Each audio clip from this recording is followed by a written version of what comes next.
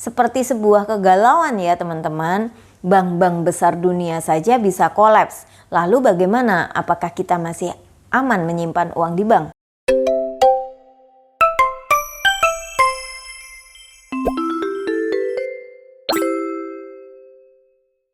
Halo teman-teman, kembali lagi di video saya ya. Menurut teman-teman, 2023 ini sudah baik-baik saja apa belum ya? Padahal kabar-kabar tahun lalu mengatakan bahwa 2023 ini terancam resesi.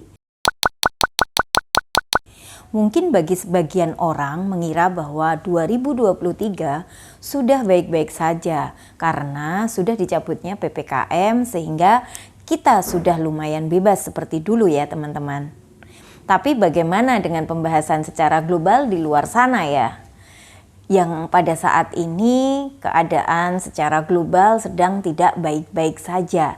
Seperti sederet bank-bank besar dunia dari Amerika Serikat hingga Eropa kini tengah mengalami krisis luar biasa.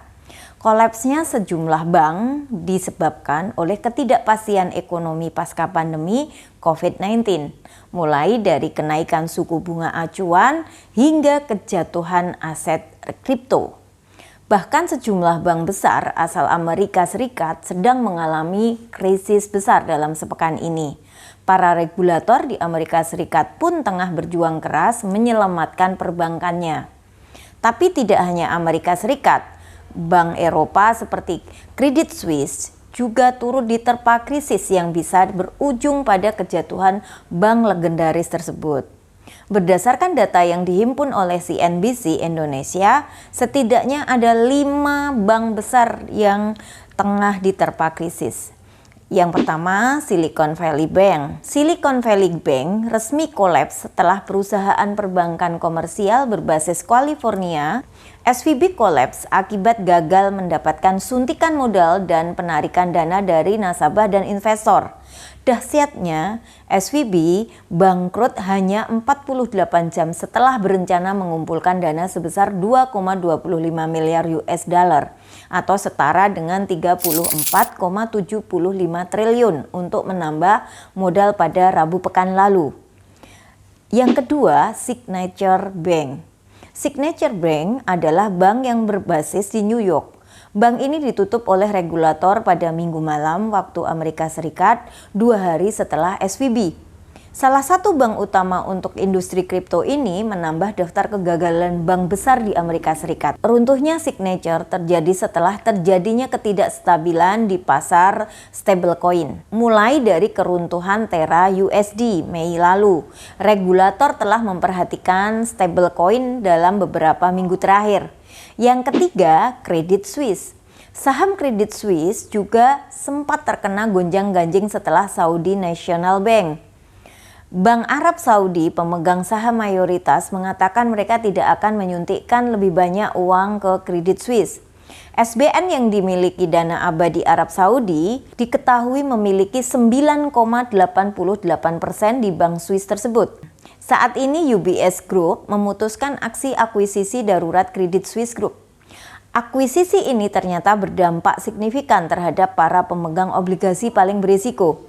Ini karena pencaplokan tersebut bakal menghapus sama sekali nilai obligasi additional Tier 1 milik Credit Suisse.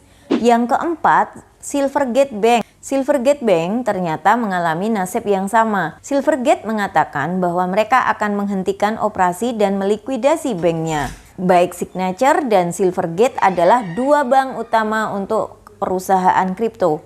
Sehingga Silvergate ikut jatuh setelah terjadinya ketidakstabilan di pasar stablecoin. Yang kelima, First Republic Bank. Daftar bank yang terancam kolaps pasca kejatuhan SVB terus bertambah. Baru-baru ini sebanyak 11 bank sepakat untuk menyetor dana senilai 30 US dollar atau sekitar 462 triliun dengan kurs 15.400 rupiah ke First Republic Bank untuk menghindarkan bank tersebut dari kebangkrutan. Bank of America, Wells Fargo, Citigroup, dan JP Morgan case masing-masing akan menyumbang sekitar miliar US dollar. Sementara Goldman Sachs dan Morgan Stanley akan menyetor sekitar 2,5 miliar US dollar. Sementara itu, Truist, PNC, US Bank Corp, State Street, dan Bank of New York Mellon masing-masing akan menyetor sekitar 1 miliar US dollar. Seperti sebuah kegalauan ya teman-teman, bank-bank besar dunia saja bisa kolaps. Lalu bagaimana? Apakah kita masih aman menyimpan uang di bank? Teman-teman tidak perlu panik dulu ya, kita harus mengetahui cara kerja bank dulu untuk menentukan masih amankah uang kita disimpan di bank.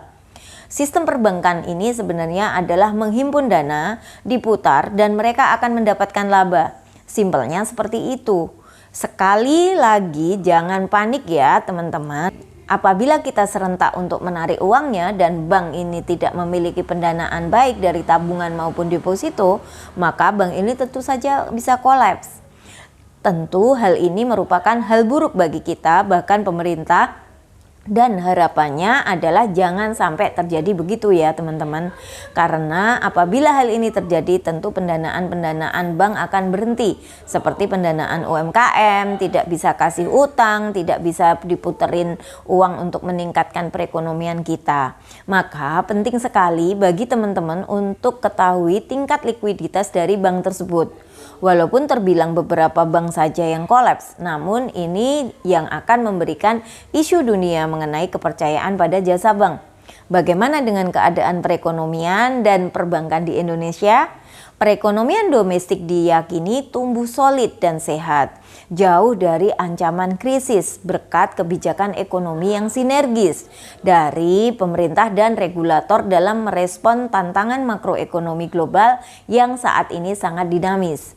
Direktur Eksekutif Lipo Group, Bapak John Riyadi pun mengatakan bahwa sektor real perekonomian nasional sangat sehat.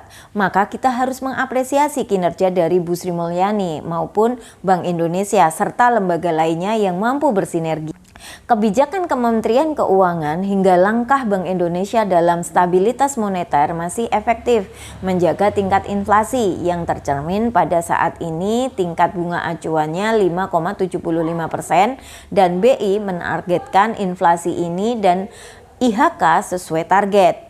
Secara keseluruhan, John menilai perekonomian nasional saat ini sangat solid sehingga memungkinkan untuk mencapai target pertumbuhan di kisaran 5% pada tahun ini. Sebagai catatan positif lainnya, selama sedekade Indonesia juga keluar dari zona ekonomi rentan. Jadi begitu ya teman-teman, ada yang mengira bahwa 2023 sudah baik-baik saja. Tapi ternyata belum, karena kita tidak hanya melihat secara sempit di Indonesia saja. Kita juga perlu melihat perekonomian global di luaran sana. Walau dalam tahap aman teman-teman, kita harus tetap siaga dan meyakini bahwa otoritas tanah air kita ini selalu sigap merespon perkembangan global tersebut. Semoga menjadi gambaran kepada teman-teman terkait perbankan dunia. Terpenting adalah jangan panik dulu, pahami situasi dan percayakan informasi pada lembaga resmi ya teman-teman. Jangan lupa like, komen, subscribe untuk dapat informasi menarik lainnya. Sampai jumpa di video saya selanjutnya ya, salam growth mindset.